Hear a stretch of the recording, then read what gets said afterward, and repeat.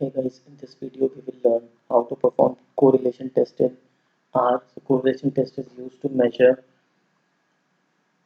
is there any statistical relationship between two variables or not.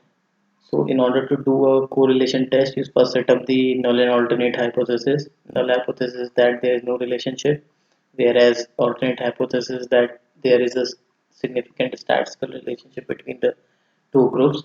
So as an example, right now I'm using the data of 200 credit card users who were part of the campaign run by one of the major bank in India.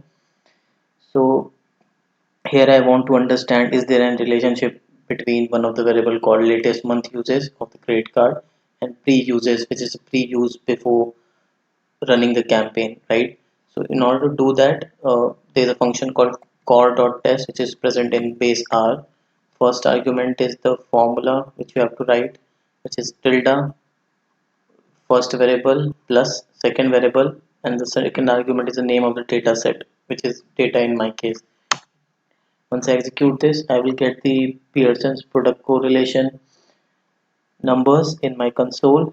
If you can see that the t value of this particular test is 12.4, right, and p value is less than 0.05. Since it is less than 0.05, we will reject the null hypothesis. Hence, there is a significant relationship between latest month uses and pre-uses, right? I hope you like this video. Thank you.